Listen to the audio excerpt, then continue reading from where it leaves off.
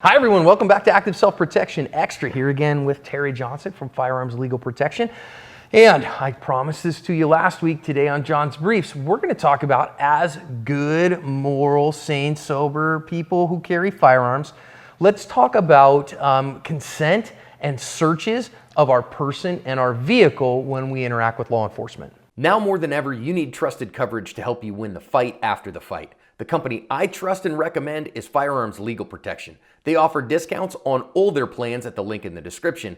I recommend the premium plan. Mea culpa on this one, and Terry, I know you know this, and I think you share the same view that I do. I am very pro law enforcement. Absolutely. I believe that our police officers do a difficult job on behalf of an often ungrateful population, and they do so with aplomb day in and day out. Yes. I'm also a huge fan of my Fourth Amendment. And that means that no unreasonable searches and seizures are allowed, and warrants are important, and those kinds of things. So, and it's funny because as a firearms trainer, I want to hear from the attorney. Tell me about disclosing my firearms carriage if I am just, standing in public, or let's start within our vehicle. Sure. In the vehicle, again, it's going to depend, I know I hate that word, but where you are, your jurisdiction, okay? As you know, I'm from Michigan, and if you're stopped in Michigan, the first words out of your mouth must be that you're carrying. Officer, I have a firearm, I'm armed, I have a concealed pistol license. If you start off with, why did you pull me over, how are you today, or you just give them your concealed pistol license, that's not good enough, and you get penalized. We call that must inform. Must inform. Now you go to some other states, mostly in the South and some in the West. Arizona. If I get pulled over, I don't have to say a word to the officer, again, unless asked. But again, you have to know where you are and what's going on. And I think the interesting part of that is that, for instance, you're from Michigan, but here right now in Arizona. I was recently in the state of Michigan, and it's one of the things that I had to look up. Do I have to inform an officer? Am I okay in this? What's there? Now, of course, am I planning on getting pulled over? No. No one does. No one does, right? But you've got to know. And my favorite resource for that, no affiliation, no sponsorship or anything like that. I love the Firearms Legal Protection app. That's very good. If you're on a desktop, handgunlaw.us, also a very good resource. Yes, and the good thing, like you mentioned with the FLP app, it tells you, is there a duty to inform? And it tells you yes, no, and some states are a little different, like Texas. If you have a firearms permit, a LTC, I believe they call it down there, you have a different standard than someone who just has it in the vehicle. Because again, in some states, believe it or not, you can't have a firearm in the vehicle unless you have a permit. So if I inform, and I've been pulled over here in Arizona, and they, again, in Arizona, if they ask, you have to be honest, which of course you'd be honest as a good, sane, sober, moral person anyways. And if they ask, you have to answer honestly. So yes, I do have a concealed firearm on my person. I'm carrying appendix.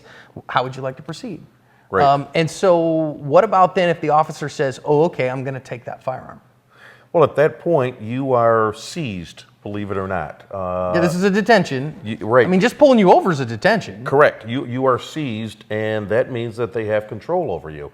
Now, they don't have control over you for days and hours, but they do have control over you. And most jurisdictions, and I believe even the Supreme Court has said, the officer has for the officer's safety, they can take your firearm. Now, again, depends on where you're at. I can tell you in Detroit, they will field strip your gun, take all the ammunition out, and then give it back to you. So as they pull off, you are sitting there just trying to put it back together, right? So funny story, the last time, well, not the last time I was pulled over, but a while ago. You get pulled over a lot, Jim? Not a lot, very seldom. But I got pulled over in northern Arizona by a guy on his third day of field training. So he had his field training officer with him. He was brand new. Comes up to my passenger side, do you know why I pulled you over? I was speeding. And okay, are there any weapons in the car? And I was actually on my way to teach a class, so I literally had 20 guns in the car. And I said, yeah, I do. I'm carrying a concealed firearm on my person. And the officer, again, trainee, said, yeah, I'm going to come around and take possession of that firearm. Okay, no problem. But I look at his FTO as he's coming around the car, and I say, hey, it's carried appendix. Rather than him pulling that gun out of the holster while I'm sitting here, do you mind? Can I get out and then that way he can take it a little easier. The FTO was like, yeah, let him get around there, and then that will be fine. So then, as long as we're cool, right? So then I said, okay, so let me show you. Here it is. How do we do that? How do you want to proceed, officer? And that's the key. How do you want to proceed? Because the worst thing you want to do is say, do you have a gun? Yeah, it's right here. Don't do that. It's a great way to get shot. Quickly, because again, and I want to go back to the Castile case in Minnesota, right? Yeah, Philando Castile. That was a horrible situation, and again, some right things, some wrong things, but again, the officer is in control there. As much as you don't want to admit it, as much as you want to fight it, they are in control, and I promise you're not going to win there. You want to have a fight, take it to court. Your chances are much better there. But let me ask this question, John, for the folks. What about people who have a firearm in their car and they don't have a concealed permit in a state where you're supposed to? So, I mean, I think obviously then, you're doing things, you're rolling a little dirty here. You're rolling dirty, but, are you, so I have a permit. My permit says if I am pulled over, I must do X, Y, and Z, and I do that. Yep. But if I don't have that permit and I'm riding dirty and the officer doesn't ask me that question, then I'm not going to volunteer that information. Well, I mean, you'd be a fool to volunteer information, right? If you know, oh gosh, man, I'm doing something I shouldn't be doing. I'm not a bad person, but I don't have a permit. You'd be amazed. I'm not gonna give that, because then I'm gonna end up in prison. Right. But here's one thing I definitely want to point out to all of your subscribers here. You can always carry federally, legally. And let me tell you what I mean by federally. As long as you have your firearm in a case designed for a firearm, you have it locked in the rearmost part of the vehicle, so the trunk, if you have an SUV, it's all the way back, and no ammunition in there, you don't have to disclose because you are transporting, not carrying, and that's a big difference. It's a big difference. Obviously, a locked case in the back of the car, no accessibility, no danger to officer safety. Exactly. Now, okay, so the officer says, all right, well, I'm going to go ahead and take that firearm or whatever, and now I want to search your vehicle and make sure you don't have any guns. You're rolling, I think that maybe there might be bad juju afoot. Do I have to let him? Well, here's the question. How do you stop them? Okay, you can say, I don't consent to you searching my car. I haven't consented.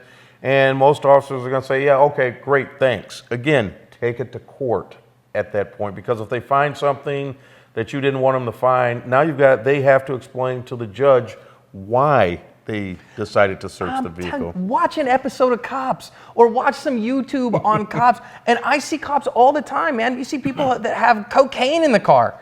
And the officer goes, do you mind if I search your vehicle? And they go, yeah, okay. Yeah. Well, you just granted consent.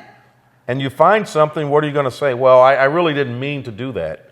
As my memory, again, off the top of my head, I want to say there are 10 exceptions to obtaining a search warrant, and search incident to arrest is one of them. Yeah, so if you get arrested, they're gonna inventory your car. Well, the inventory is a separate one than search incident to arrest. All right, well, so now I'm learning things. And there's, as I recall, there's about 10 exceptions to that. So if the police are smart, they will find a way to get into your car. But don't give them consent, especially if there's something in the car. I'm a big fan of this, you guys. You guys know, again, I'm pro law enforcement, but I'm also very pro Fourth Amendment. And that Fourth Amendment says, look, if you have probable cause that I've committed a crime, you don't need my permission to do nothing.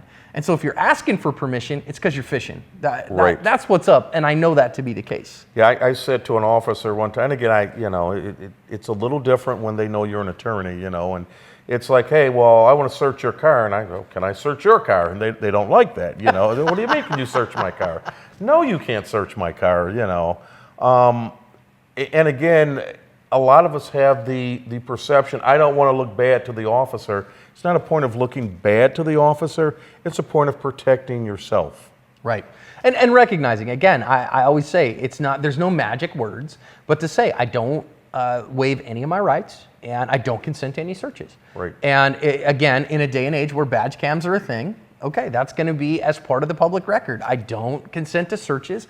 And if the officer has probable cause to search then they will, and they'll do so without your permission. And okay, what it is. Now, of course, Do I want all of my viewers to be good, sane, sober, moral people, not be doing illegal stuff, not have a bunch of drugs in the car, not be gangbanging and stuff Right. like that? Yes. But at the same time, I want to recognize that just because something is illegal doesn't make it immoral. Correct. That is And correct. and I always say this all the time. Now, I've said this before. People say, John, you're a lawful gun owner. Whoa, whoa, whoa. I'm a good human. I am a good and moral and sane gun owner. Right. Those aren't always the same thing. So let's be aware of that. Absolutely. I'm not advocating for law breaking at all, and I would Right. never advocate for law breaking, but I would say make sure that you exert kindly your rights. I'm not telling you to go be a sovereign citizen, guys, and ask for Officer P. Barnes, Oh, ID geez. and all that stuff. Yeah. Don't play those games. But I am saying don't volunteer if you don't need to. Correct. I think that's smart. Don't consent to searches. Correct. Don't And- waive your rights. Don't waive any of your rights. So if you are doing something stupid, shut up. Yeah. And again, I would say the other part of that is if you're going to assert your rights, do so kindly and professionally. Because it does make a difference. Like you said, it's on badge cam, and people will look at your conduct and how you're, hey, who was the nicer guy? Was I nicer than the officer? Officer, I don't want you to. Don't search my car. I'm not consenting. And if he yells and screams and he's a complete butthole, that's going to look bad on him. But if you're saying, you can't do this and you need to, that's something completely different, and you're going to look like the butthole. So you don't look like a butthole. The attorney said that. That's legal doctrine. Don't look like a butthole. What I would say as well is, again, if I'm being the reasonable person, no, officer, I don't consent to searches. Well, you have to.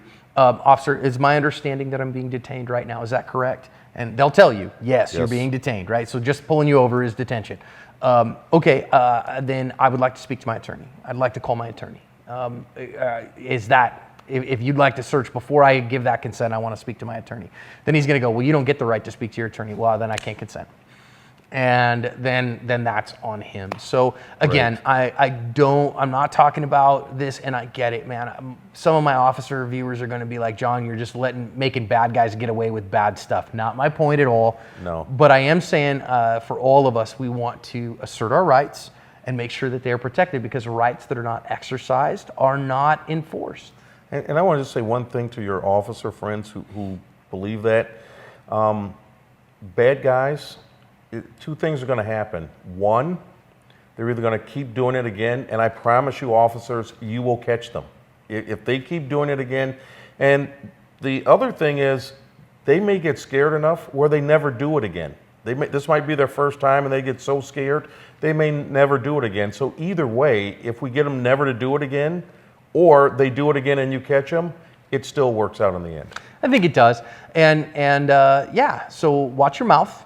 Number one, know when to shut up. Number two, be kind and professional and polite. Number three, assert your rights kindly and professionally, and don't waive them. If you do that, doing the right thing with your firearms. Again, I always answer honestly. Officer says, are there any firearms in the car? Yep, there are. Here's where they are. Those kinds of things. If I'm in Michigan, I feel like, a lawbreaker. Officer comes up, officer, I have a firearm.